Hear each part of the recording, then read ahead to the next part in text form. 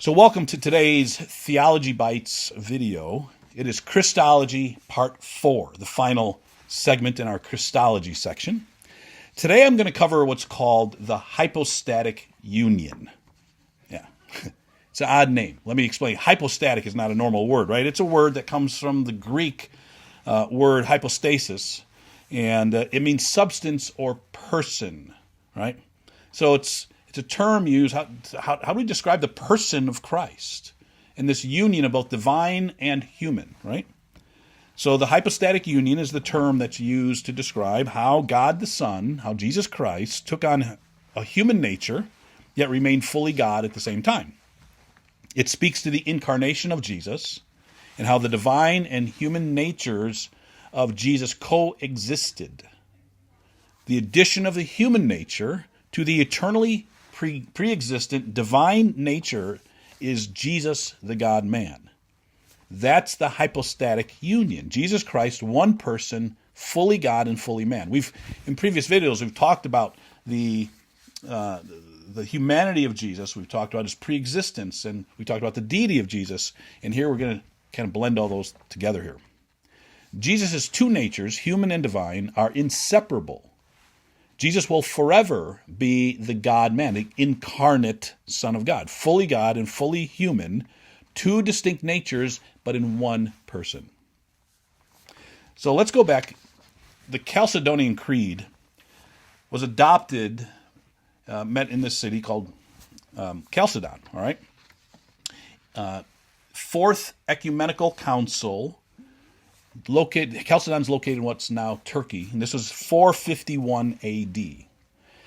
And this council was called together as a response to certain heretical views concerning the person and nature of Christ. And this creed that came out of this council established the orthodox view that Christ has two natures, human and divine, and that they're unified in one person, united in this one person, unified. Here's a segment. The creed's longer than this, but here's the segment I want to focus on in this video.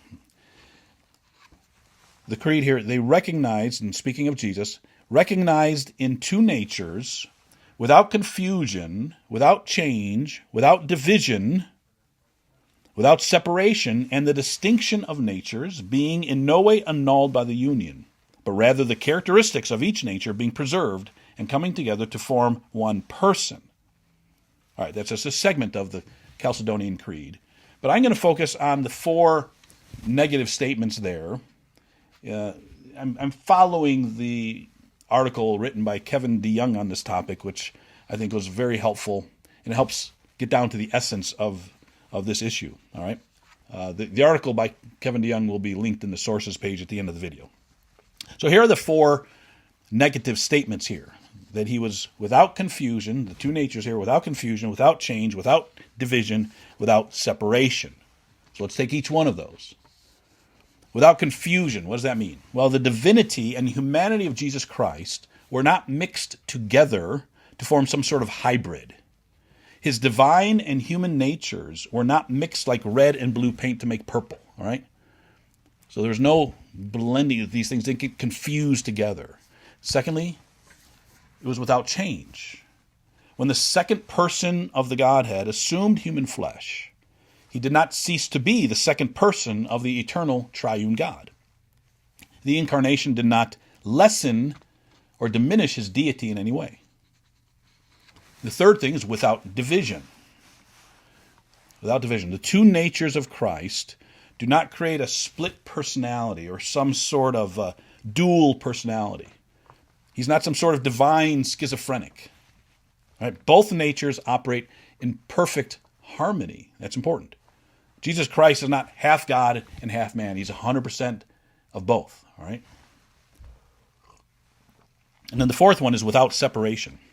The union of the human and divine in the person of Jesus Christ is a real organic union. He was not mostly divine, and he just put on a human appearance like someone donning a costume on Halloween. Right? He had two natures, but only one personality.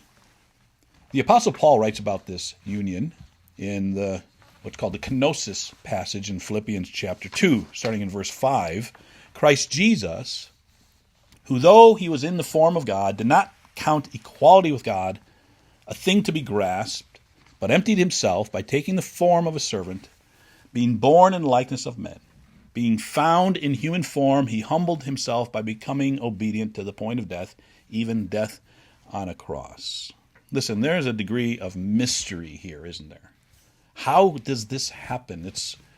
We can't quantify it scientifically or anything like that. But the hypostatic union teaches that Jesus is both fully human and fully divine, and that there's no mixture or dilution of either nature, and that he is one united person forever. Here's the sources I used for some of the things in this video. You can look these up, or if you want to read that article by Kevin DeYoung, it's listed there. The third source there. And in our next video, we'll continue on with the study of theology, moving on to the next topic.